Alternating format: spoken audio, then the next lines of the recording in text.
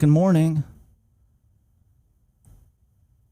at 51.20, called it short all the way down to fuck, man. And I can just go on and on. Now this buy signal failed, and you would have lost, you'd have lost from here to here. But damn, you think this makes up for it? Let's go back. You don't get many in gold, but so that's a buy signal that failed. But I don't know, depending on how you manage it, because this trade right here, I would actually, here's how I manage. This looks like a failure, but the way you would manage this trade, because look, you'd have your stop, you'd have to be below this swing no matter what you were doing, right, for your stop. So you'd have to,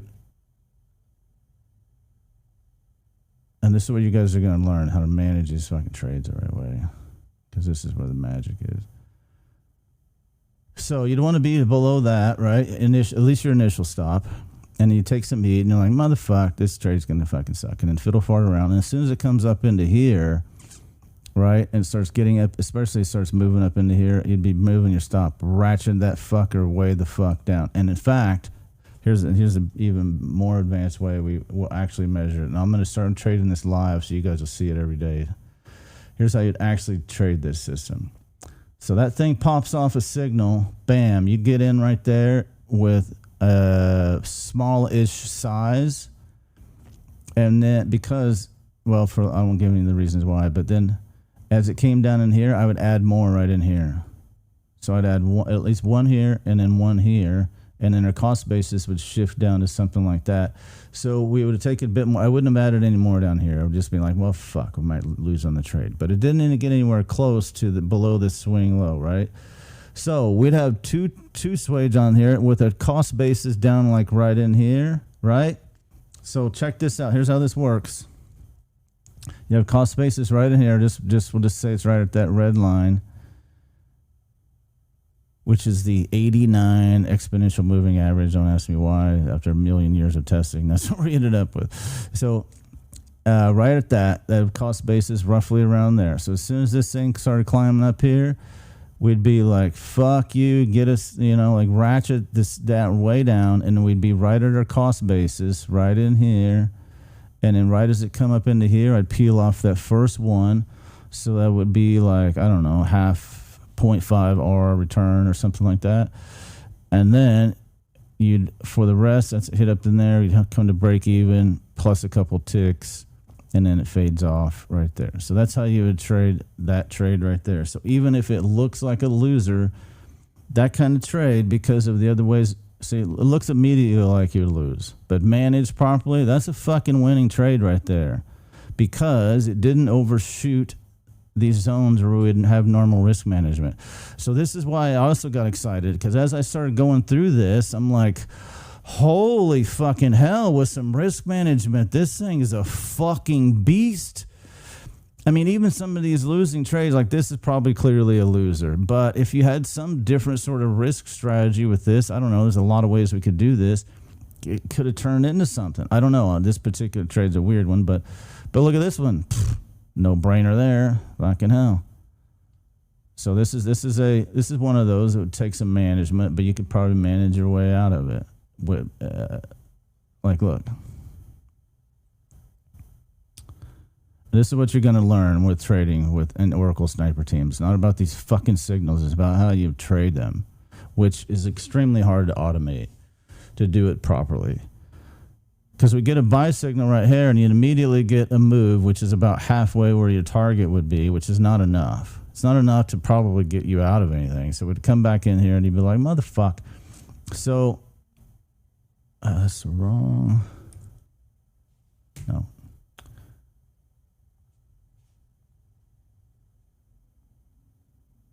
So that's pretty thin, very thin trading right in there. So I don't know. This would have been a weird one to trade. But regardless, the system's still the same, man. With some proper money management, this thing is a goddamn money printer.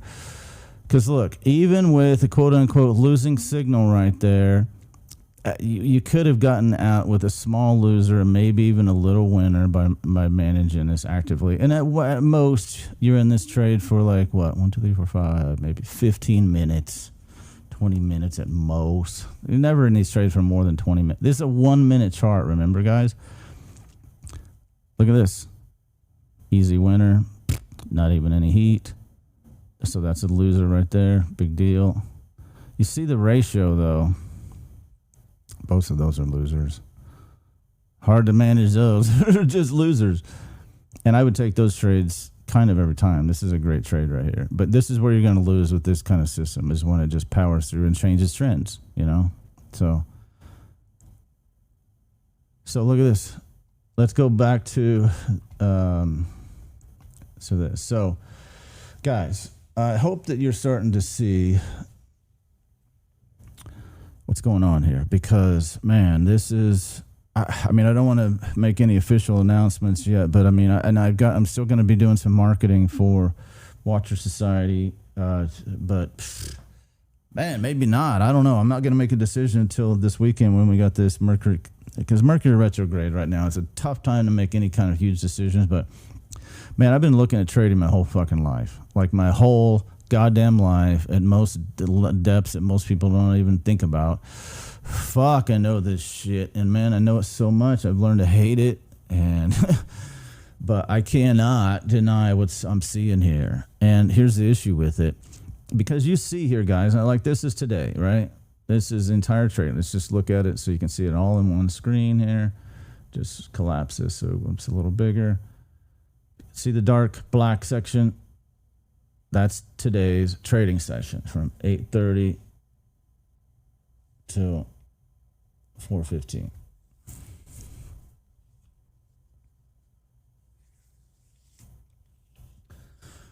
So, and this is by Eastern time, of course. So,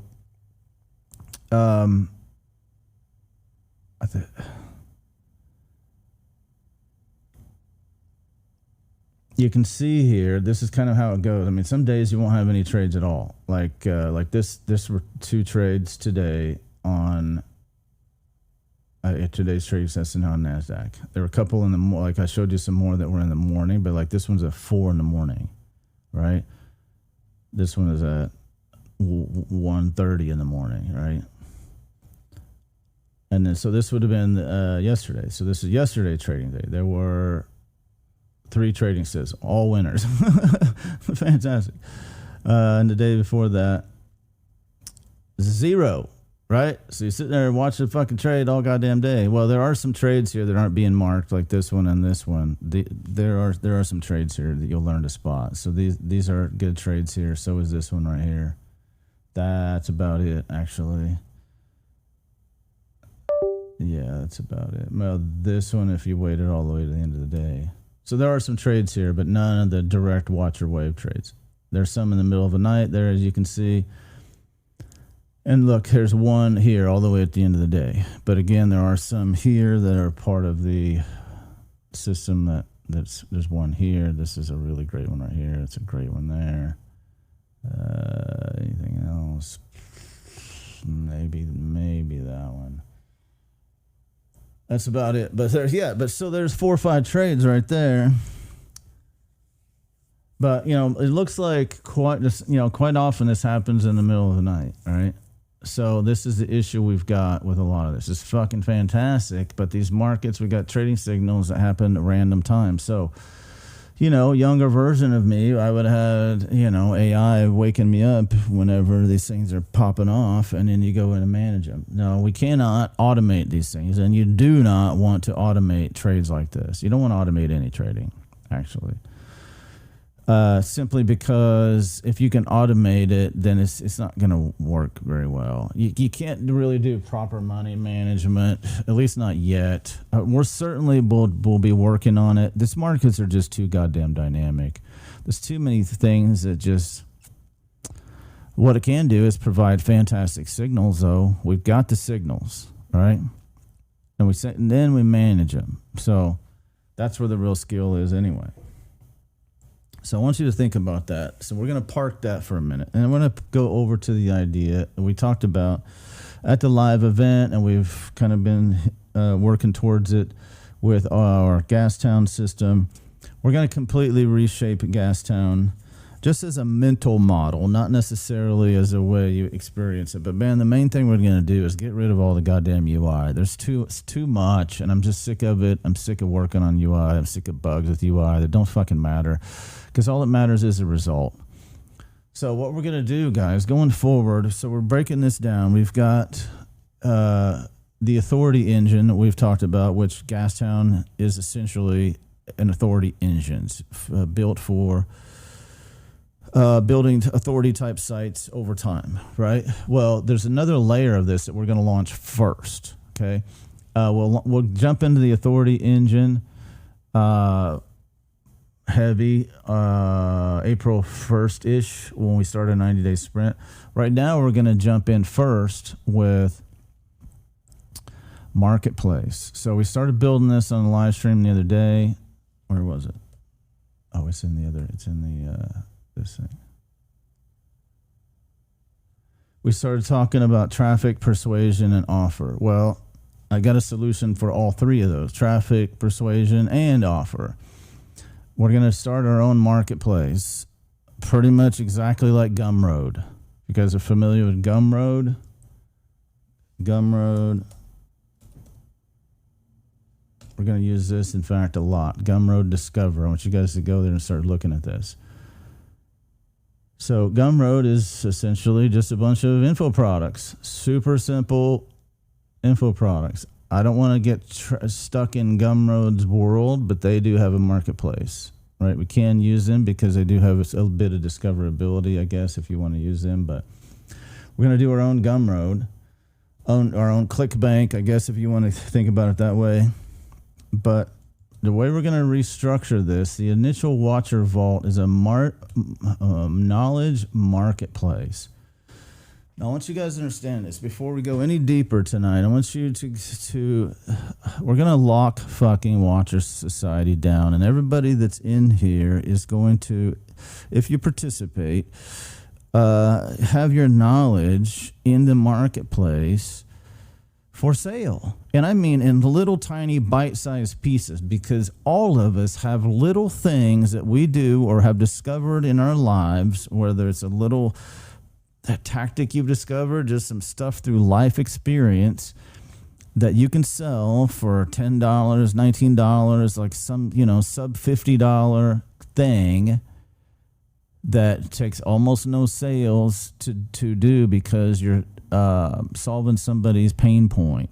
So what we're going to do is mark up an entire marketplace of knowledge and tactics and little things, nothing big, right? A bunch of little things, right? $7 little PDF guides. And really, I don't want anybody doing videos, nothing. I'm talking about stripped down, bare the fuck bones kind of products that you put on one fucking page.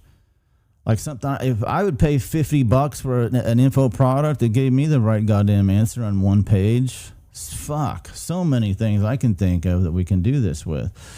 And it really spans every niche. There is no niche related to this. So it's going to be we're going to call it Watcher Vault. At least that's it for now. I don't know. During Mercury retrograde, who knows? Things are subject to change. But Watcher Vault. Knowledge marketplace, and it's just simply our own marketplace. I've already had the AI built our infrastructure for it. It's already there. I didn't even know where the UI is actually, but it's there, and I don't even care. But in this, we're going to do just like every other marketplace does, except loop all of our stuff through it, so that we're going to make our stuff discoverable, right? So we're going to have the traffic spread across other stuff. So like traffic, we bring in traffic through whatever reason, through paid or non-paid, and somebody comes into our marketplace and buys something, then they're in our marketplace. There's other things we can present to them, right? Because we got our own ad mesh network, right?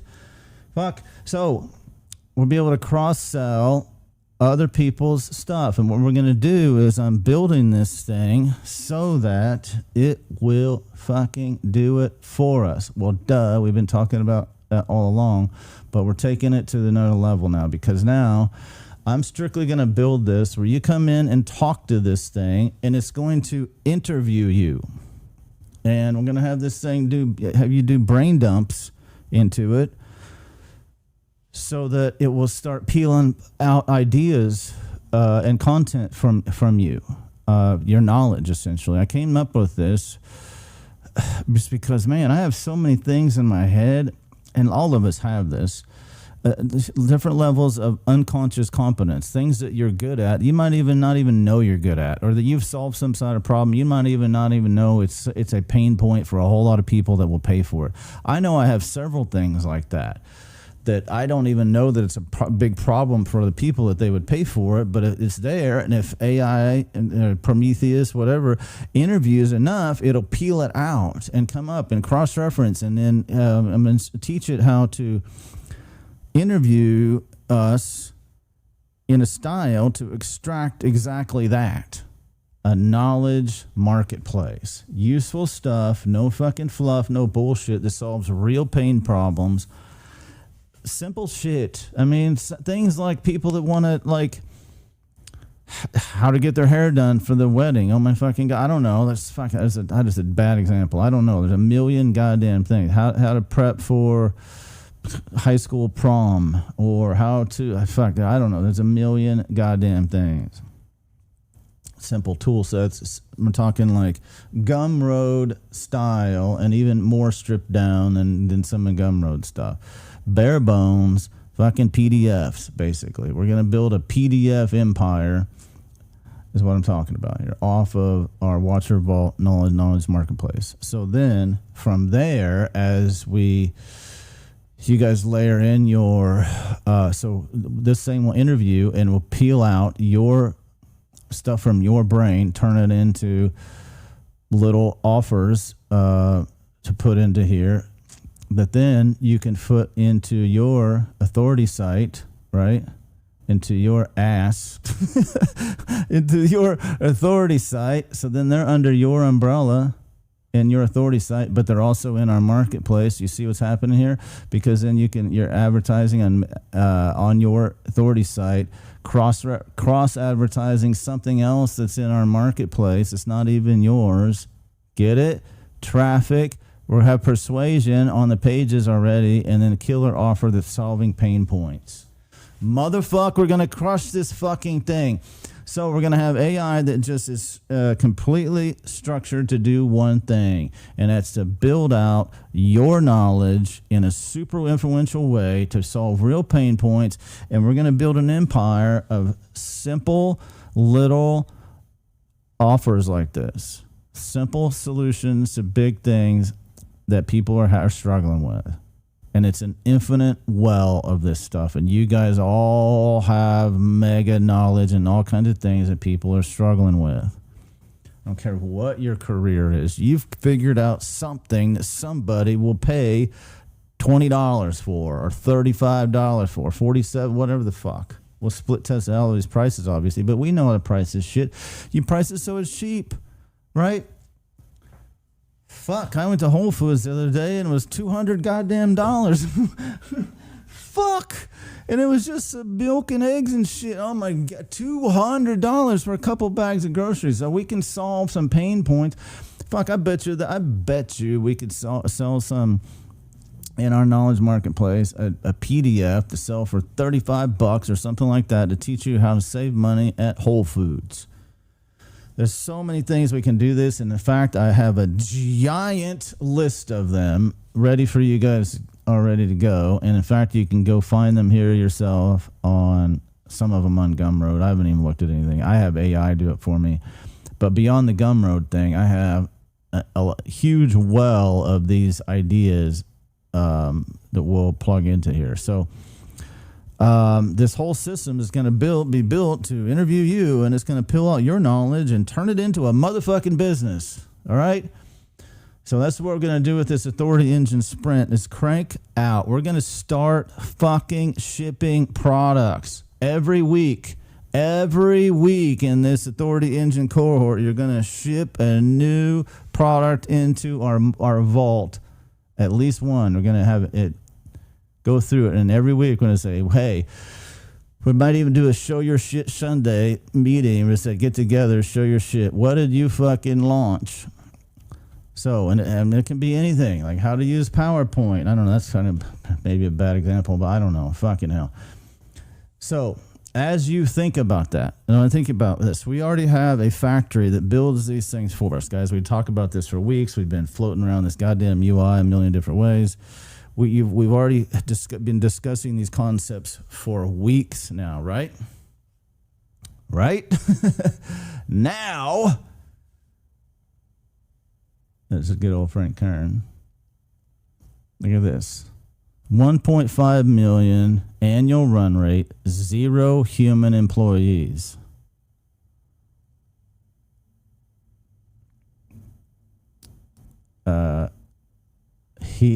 He's built Pulsia, an AI company builder.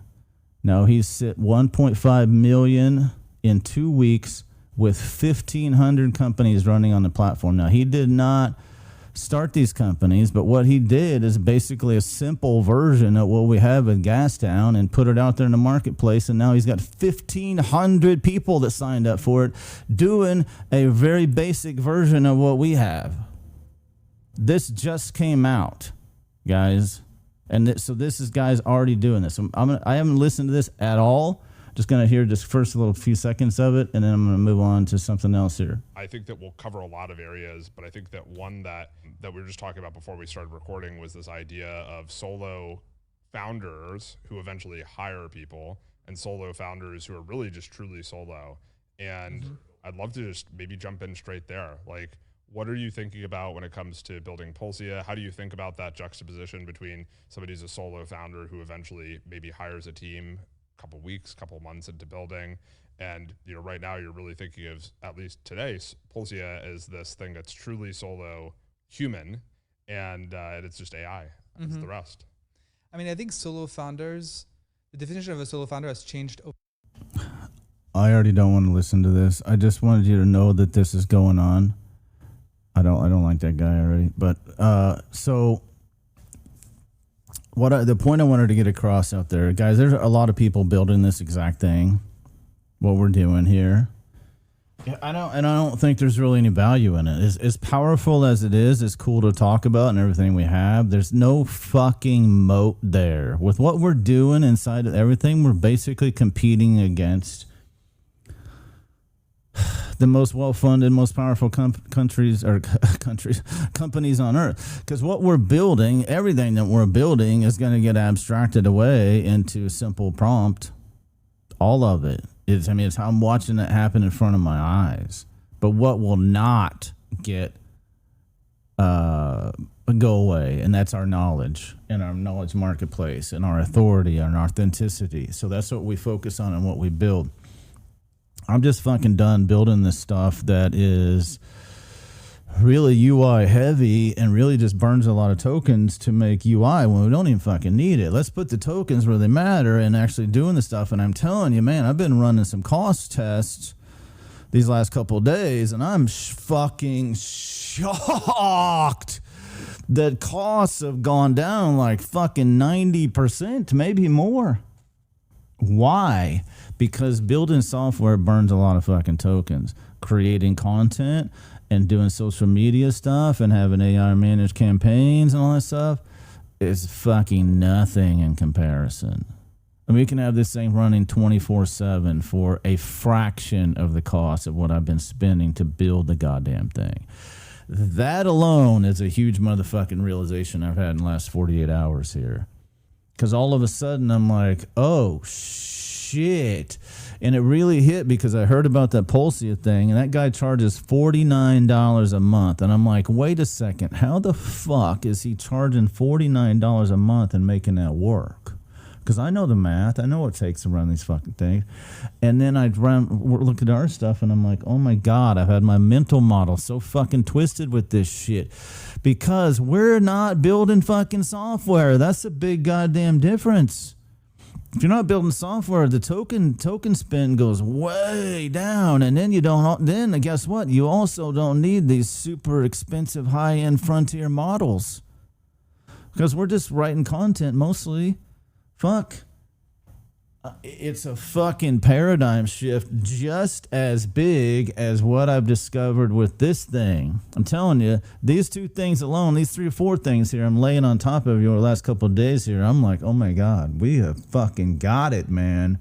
1, no more fucking building. And 2, we need to lock the fuck down on Oracle Sniper. I don't want anybody else having access to this. This is not some shit that you go cheapen and sell signals or some shit. I totally fucking could, but that's dumb, man. This is a fucking money printer by any way that you look at it.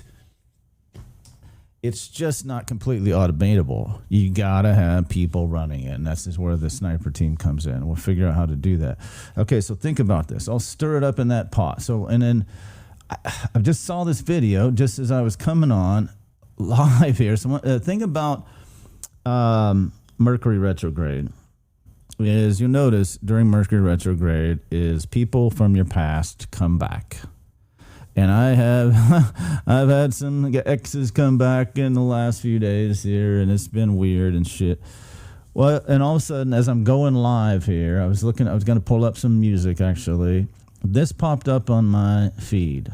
I don't even follow. I do now. I just subscribe.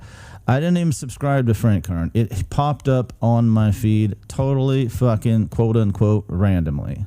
I do not follow Frank Kern. You got it. And I haven't in years. In fact, I've never, ever, ever watched one of his YouTube videos. Why does that matter? Well, because, man, I used to be business partners with this guy. He was my neighbor. We were buddies. We surfed every day. We hung out, for years, man. We did a bunch of shit together. We made millions of goddamn dollars together. I built some of his funnels and stuff. I built his first, several of his funnels for several of his launches. Like I ran his tech for a lot of stuff. We were friends, but I don't know, somewhere around 2012-ish, my life started imploding and I went the other way and whatever. We got separated and things happened, but whatever. I haven't really talked to him much or really much in like, more than 10 years. And here he is popping up about 285 billion AI apocalypse and how the 0.05% survive. And I saw this first line here. Enterprises lost 285 billion on failed AI integrations in 2025, triggering a massive wave of white-collar layoffs. Here's how the top 0.05% are profiting from the collapse. I have zero idea what this video is about. I have not watched it at all. It came out yesterday, and when things like this happen, it tells me this is a message from the universe in some sort of way. Frank always has great insights on things. I've literally one word out of his mouth in 10 years. So I don't have any idea what his stance or where he is on AI or anything. So I'm really curious to hear about that. So I am going to play this. It's only 11 minutes. Hear what he has to say. And then, we'll come back and talk about the next step of this. So let's hear what good old Frank Kern has to say about this. You know all those dudes that show you like videos that say, hey, I built this app in 32 seconds and now I can sell it and get super rich? As you probably suspected, most of that is stupid. Here's why. Last year, big companies and even regular sized companies spent $300 billion with a B building AI stuff for business, and 95% of the stuff they built didn't work. It failed. It did not produce a return on investment. They lost money. How much money, you may ask? $285 billion. That's how much money they lost. And in this video, I'm going to show you why $285 billion is absolute chump change.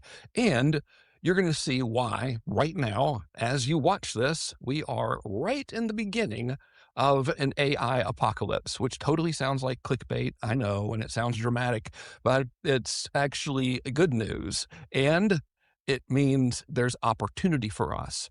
Think about this. Big companies spent $300 billion last year building AI stuff so they could make more money in their businesses. 95% of it failed. They lost $285 billion. What does that mean for jobs? Let's start with last year. A firm called Challenger Gray just released a report saying that 1.17 million people were laid off in the United States last year, 2025. That's the most layoffs since COVID. And 2026 is not looking any better. According to CNBC, Amazon cut like 30,000 jobs since starting with October of last year, and 16,000 of those happened in this year alone. And it's all because of AI. They just don't need people. And just recently, famous CEO Jack Dorsey just cut his entire workforce by 40% because of AI. And he just said so publicly and was like, doesn't make sense to have all these people. AI just makes them irrelevant. Even the CEO of Anthropic came out and said recently that his prediction is AI is going to eliminate around 50% of entry-level white-collar jobs in the near future. And now for the cherry on top, the International Monetary Fund just came out and said, and I quote, AI is hitting the labor market like a tsunami, and most countries and most businesses are not prepared for it. And I'm pretty sure like none of this is a surprise to you, but there's a flip side to the whole thing that's pretty important, because even though that's kind of scary and terrifying, it's also a huge opportunity. And here's where it's already starting. While jobs are being lost and businesses that aren't using AI are just getting steamrolled into oblivion, there's a small group of businesses that are just totally pulling away and doing great. Here's the stats behind that. First, Accenture, big fancy company, did some research, and they found that companies that are actually using AI properly are generally making 2.5 times more than businesses that don't. And then there's another report that Cisco just did, not the singer, the company, and they basically say the same thing. 90% of companies that are fully AI integrated, like early adopters, are reporting significantly more profitability than the rest of the companies that aren't using AI. Therefore, obviously, it's safe to assume that if you use AI right in your business, you're going to do better than if you didn't. But that's not really the purpose of this video. It goes deeper. Remember earlier, I gave you that number, $300 billion spent businesses trying to make AI stuff work right. They lost $285 billion. If that's true, the real thing we need to be looking at is why. Why did 95% of these projects fail? Why did these people lose $285 billion? And yes, I did tell you that was chump change earlier, and I'll explain why in a second. But let's examine that question, because I know exactly why. First, only 13% of the entire population has ever used AI, period. And now, if you look at that group of people that have ever used AI, the overwhelming majority of those people are just like regular people using ChatGPT to look up recipes or something. So that's pretty wild. But it gets really crazy because only 0.35% of the Earth's entire population has used AI to actually build stuff like applications. And that's less than 1% of humans, by the way. So less than 1% of humans in existence right now have ever built a thing with AI. And how many of them do you think built a really good thing? Do you think the dude on YouTube going, I built this thing in 27 seconds and I can sell it and be a billionaire, do you think that person made something good? No, they didn't. They made crap. Roughly speaking, and this is from research I did where we looked at the entire development community and then how many of those people used AI and then how many of those people actually reported being successful at using it and not having to manually get in there and do all kinds of stuff. If we look at all of that data, it shows that only 0.05% of the Earth's population actually knows what the hell they're doing.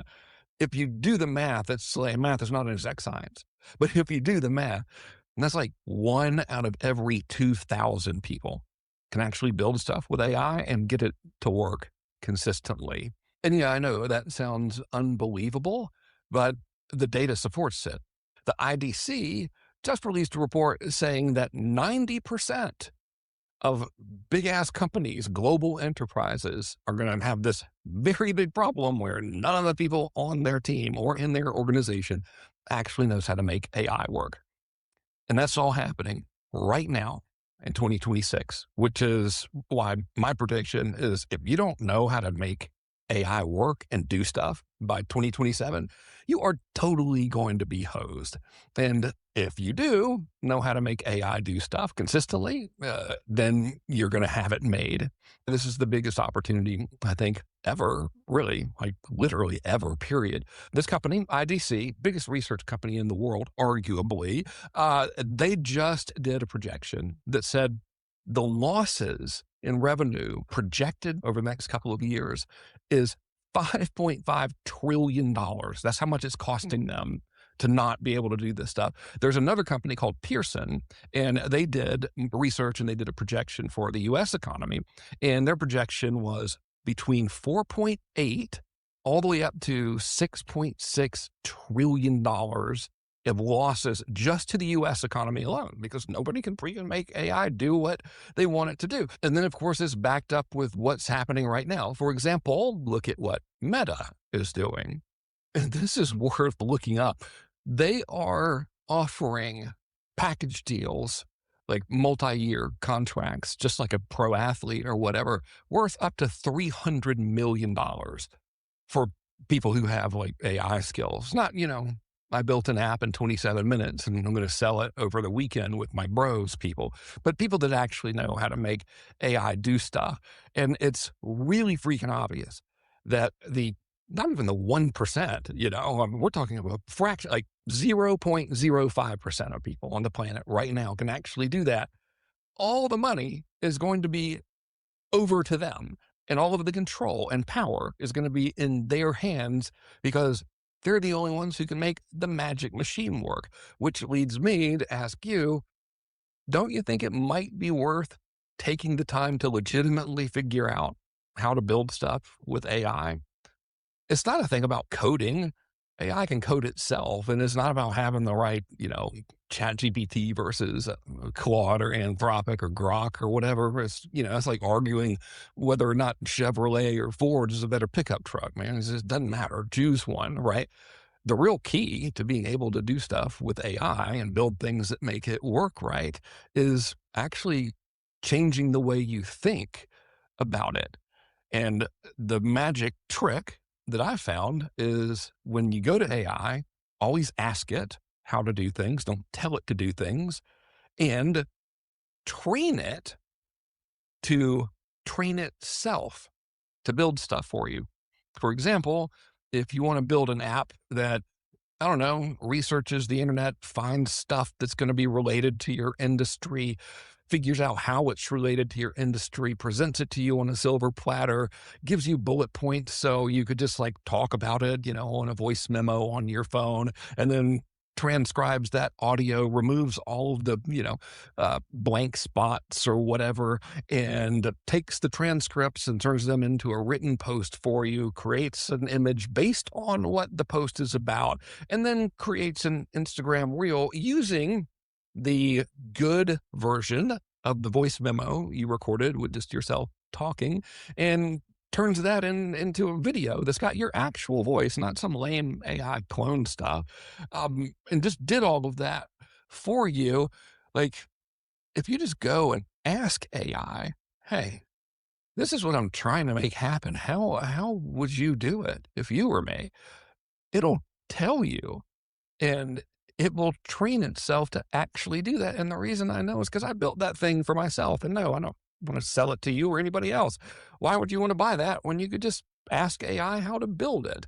Anyway, the point is, it's time to wake up, not to be afraid, but to say, okay, here's this extremely low-hanging fruit. This is unquestionably happening. What group do I want to be in? Do I want to be in the group of producers, the people who can actually make stuff that make the world work? Or do I want to be in the group of consumers, which is everybody else who depend on the producers? I don't know about you. I'm going to choose producers. Yeah, I'm not much of a life coach or anything, but if I were, I would say, as your life coach, I strongly advise you to consider becoming one of the producers. Thanks for watching this video today. Hope you enjoyed it. See you in the next one. Thank you, Frank Kern. Fuck yeah, man. Become one of the producers. That's what we're doing. It's us. This is us. This is us. Fuck, man. 0.05%, whatever that means. I know I'm in the fucking smaller percentage of that, man, because I got fucking AI on fucking lock. Man, I know how to work this shit. It's infuriating as fuck, but goddamn it, I can get it to do whatever the fuck I want it to do. So we've built the infrastructure. We don't need to build anything else. In fact, anything else we would build is going to get obfuscated away, or that's really the wrong word. Actually, that's a Mercury retrograde word popping in my head in the wrong fucking place. Everything is going to get, I can't even think of the other word now. God damn it. Anyway, anything we're going to get build now anymore, and in fact, most everything we're going to get is going to be replaced by AI, or is already being replaced at light fucking speed. What cannot be replaced, again, just what he's saying, what we can produce, what's your knowledge, what's your skills. You're still a knowledge worker. There's still a knowledge out there. And here's what's weird. A lot of this stuff that we're going to throw in this marketplace could totally be something that somebody would ask of ChatGPT. But as you've heard, especially the older marketplace, we're going to be serving a lot. So here's the other part of this. Not only are we doing it here because maybe your particular knowledge doesn't work in our Watcher, the vibe of our marketplace and Watcher Society, but we're going to do the exact same play on living and health. Okay. So on living and health, we're going to have a marketplace there as well for more mainstream kind of vibe type of stuff. So we're just like the dog training. The dog training product is $27, right? So this dog training product, same sort of thing. We'll have these guide type things in here, and your authority site will build out. So I've already got the infrastructure, so you'll have your own plug and play motherfucking marketplace. So your authority site will already have a whole bunch of products in it that all comes from our Watcher vault, all interconnected. Where was it? I lost it here. It's here. So then all of this universe of stuff that we have, we'll have traffic, of course we'll have persuasion, we'll have all offers for everybody across the place. And even if you don't have any knowledge that you put into the thing, you're going to have all the stuff that I pump in there and everything everybody else pumps into there, and everybody that comes through this, at least one every week out of that 90-day sprint, you're going to put at least one product into there that's something that's unique to you that you know how to do. And if you can't get it out of you, I'm going to train AI or help you train your own AI or train your own workflow, really is what you need to train on how to get this out of you. But I'm also going to do a podcast with several of you, and maybe even all of you. I want to do an interview with you. We'll do a podcast, a real fucking podcast, and we'll do this. In fact, we'll just do that. We'll do this so that we'll start getting this pulled out of people, and then we can start. In fact, we'll do that, and then we'll use the transcript from these interviews to plug into AI to train it to do further down the road. So we'll do a podcast style podcast, and then interview on getting some of the knowledge out of your head that you could apply in the marketplace. There's something in there. All of us have something that somebody will fucking pay for. Every person here. You know something that's valuable. You may not even know it. You've got unconscious competence, and this is where the interview thing comes in.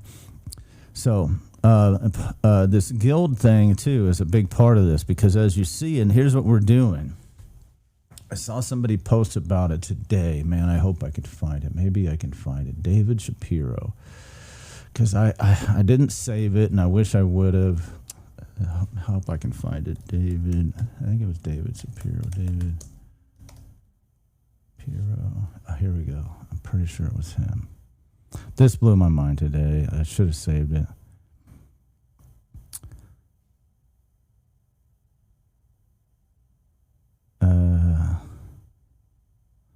Sorry for the search in here, but it's very relevant.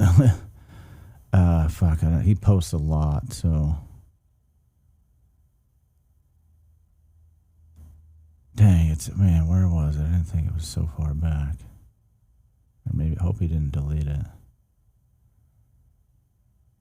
Man, he posts a lot. This dude fucked up so bad. What a dipshit. Oh my God. What a fucking dumbass. Good riddance, piece of shit. This dude's a piece of shit too. Fuck. They're all pieces of shit. Man, what did he do with it? Shoot. I gotta find it. Now I'm not gonna stop until I find it now. Here you go. Money is coming your way in billions. There you go. Man, I hope I liked it. Where was it? Think about this. All right, here's a good example, guys. Like the model that I've presented to you guys. Obsolete. There you go. So as you, oh wow, got a whole bunch of text messages. Uh-oh, what's going on? Oh.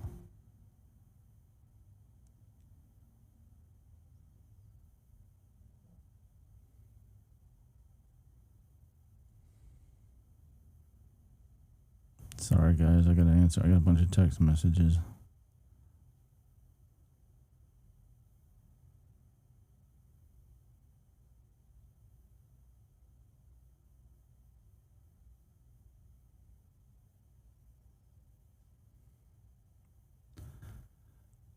So, oh shit. Okay. Watcher Vault. So, just Watcher is going to be a marketplace under a Watcher Society brand, but just do not get it twisted that it's the only marketplace. It's just a framework, okay? And it's so we're going to roll out it's a white label framework to roll out across all of your sites. So everybody have the same framework. Plug into Living in Health, and some of the products we may not want to have on Living in Health. We'll set up a system. I've already got the whole thing built. Just got to plug it in here on which stuff to slice and dice. So let me an operation lock in here. Where's the UI for the marketplace stuff? I haven't even seen what it built yet. So, as we step through this 90-day platform, by the end of this 90 days, all of you going through this are going to be, have at least, how many weeks are there? 12 weeks. You're going to have at least 12 info products live in the marketplace on your own site and across our network, right? We're all cross-promote each other. And you will have your authority site built up with all the content fleshed out, just exactly like this framework we have here. And you're going to turn into, well, if you put in the effort anyway, because this is going to take effort. Even though this thing does create some badass signals, you still got to trade them. And this is where watching and me training and all of that stuff will come in. So we're going to do sprint heavy on this as well. Because we can do all of it, it can all be done. Because here's the thing, if you'll notice here on all of this, if you go into the settings, scroll way down here, you'll see somewhere there's an alerts section. I know I'm scrolling past it. Here it is. No. Where is it?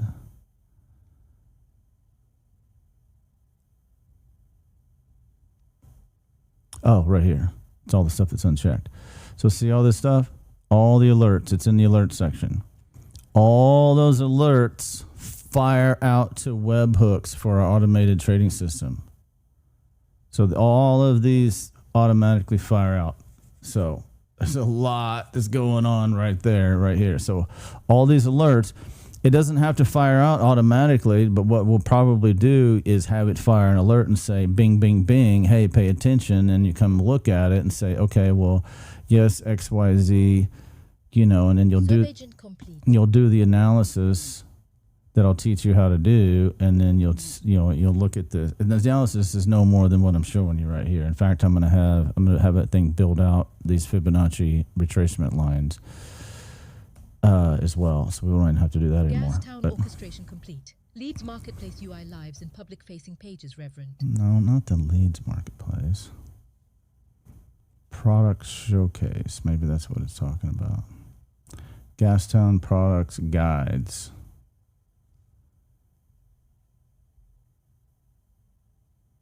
Leeds Marketplace. We have a Leeds Marketplace. That's this one. Yeah, the guides. So it's at...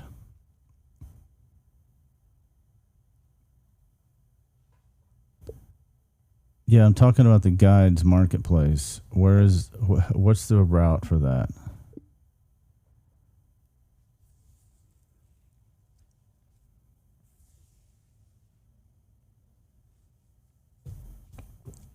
WatcherSociety.com. Gastown Products Guides. Okay. Pages are at specified routes.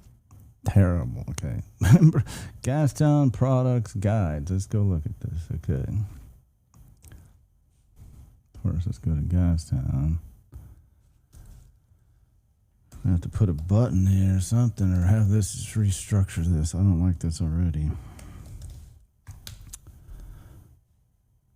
Oh. Okay. Okay, so it's got living hell. Okay, so it's just got some mock stuff in here. Okay, so you can see this complete gut reset protocol, this kind of thing. Look, price $7, upsell $12. It's got some fake data in here, but you can create it. I saw the button here somewhere. View public page. Oh wait, what is this? Upsell. It's got an upsell too.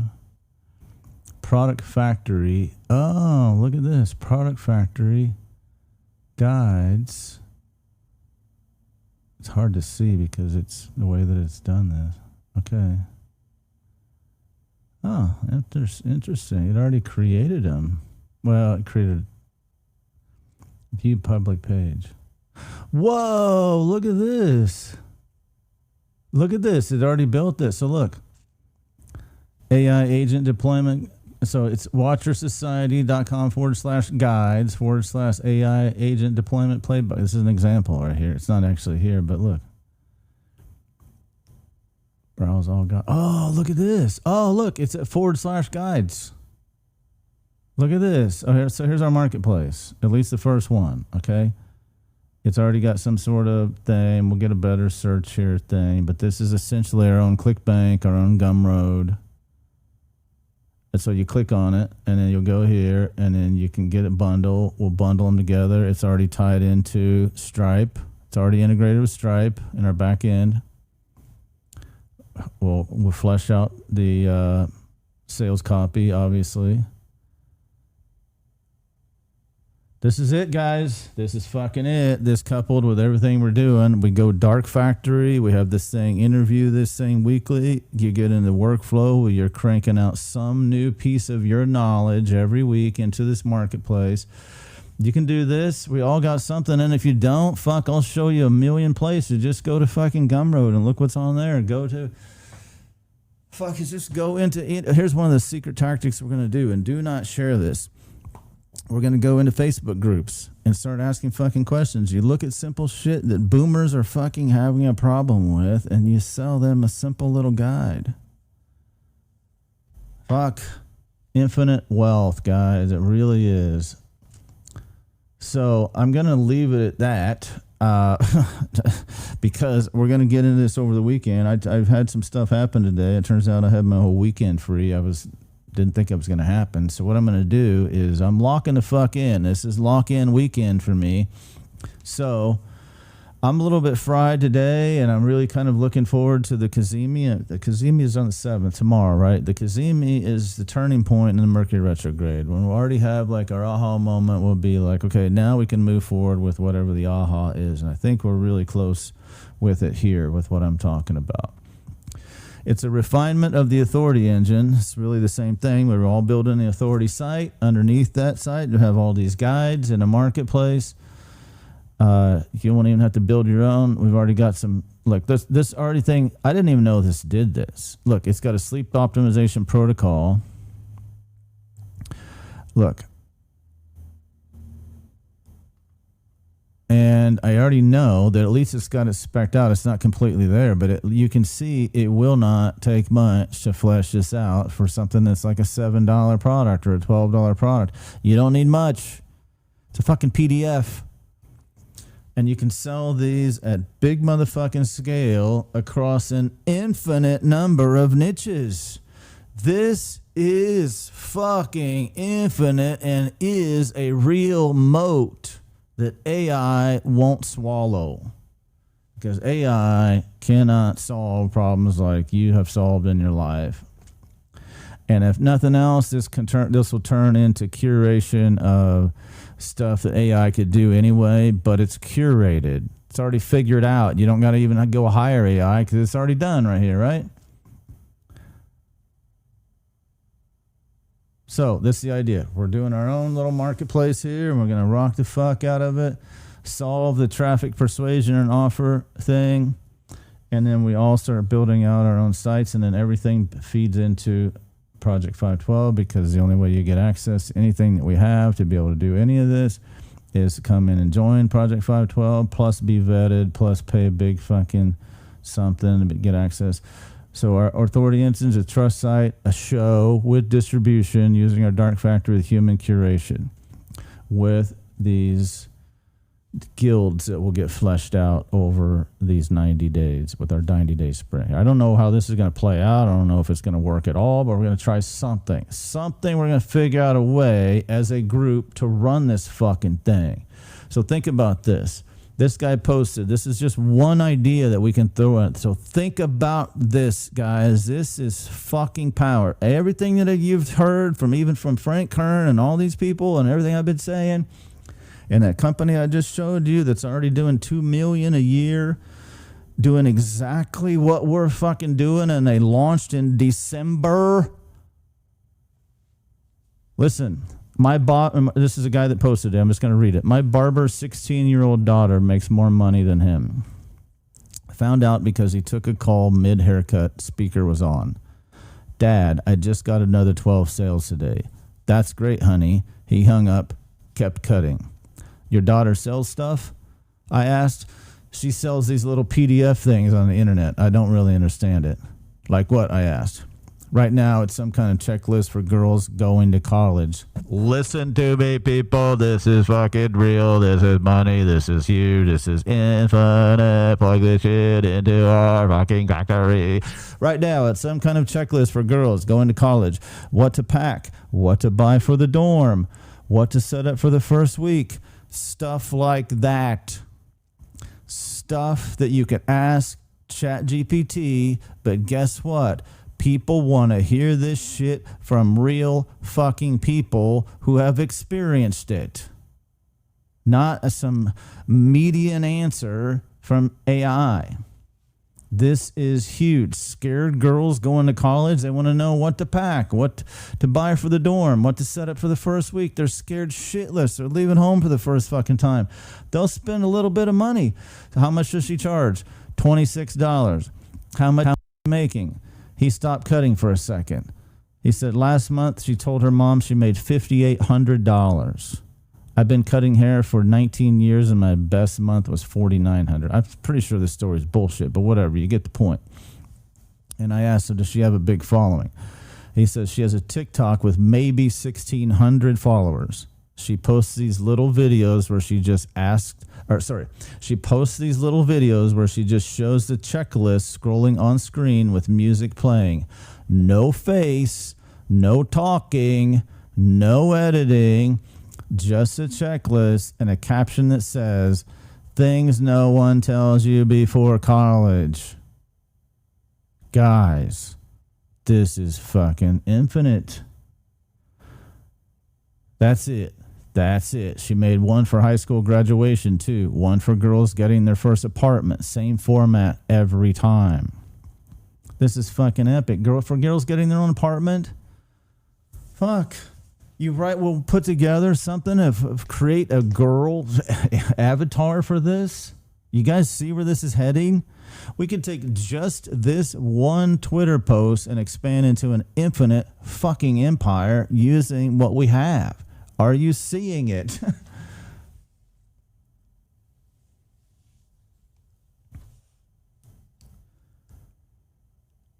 Carlos' wheels are turning. Miranda gets it. I know you guys get it. She made one for high school graduation, too. One for girls getting their first apartment. Same format every time. This girl found one audience. College girls who are stressed, overwhelmed about a life change they've never done before. She made one type of product, simple checklist. A fucking checklist, guys. It doesn't even, it's no video. No fucking, none of the video bullshit. There's this hot and high production. It's something you could create in one fucking day. Simple checklist. Take the chaos and make it feel organized. Price at $26, so a nervous 18-year-old would buy it at 2 a.m. without thinking twice. And we do the same thing with the more higher end markets. And I don't mean higher end, but older age markets. Mercury retrograde. Older markets. Some like thing that you can solve for people. It's a health thing, or there's so many things you can solve at 2 a.m. for somebody for $26. It's like a no-brainer fucking purchase. Price at $26, so a nervous 18-year-old would buy it at 2 a.m. without thinking twice. She's not selling information. Everything in that checklist exists on Google. She's selling the feeling of having your shit together during the most stressful transition in your life. And that's a fucking key. And this is why our model will work. We're selling the feeling of us as humans having experienced and done this, not some pat fucking thing of bullet points that AI fucking spit out. That's a big goddamn difference. So even if AI does spit it out, we're going to make it seem like this. We're going to sell that feeling. That feeling is all that matters. Really, that feeling is worth $26 at midnight when you're panicking about moving into a dorm in 11 days and your mom keeps saying, you'll figure it out. This is fucking brilliant. No course, no coaching, no website, no email list, no brand. God damn it, guys. No course, no coaching, no website, no email list, no brand. A 16-year-old girl posting silent TikToks of checklists with trending audio is out-earning a man who's working his hands for 19 years. I don't know if that, whatever. You get it. And she builds every product during study hall. And you're sitting here trying to create the perfect $197 course with ring lights and a script and video and all this shit. She's making $5,800 a month from Google Docs she formats in Canva between classes. The market doesn't pay for effort or complexity. It pays for the right answer at the right moment to the right person who's too stressed to figure it out themselves. And this is how we crush it going forward, and we don't have to worry about AI eating anything that we're doing. We can plant a fucking flag right here with our goddamn knowledge, because we all know shit, and we know how to fucking sell. We can get the traffic. We know how to do the persuasion, and we've got badass offers that would be flooding in here. This is a money printer. And then we put it into our authority, plug this also into all of our authority sites, and guess what? We've got AdMesh, Ad Network, where we're promoting across each other's stuff. So back to David Shapiro. I really want to find what he said, because it was, I hope that I saved it, man. He spelled it out. Well, look at this. Okay.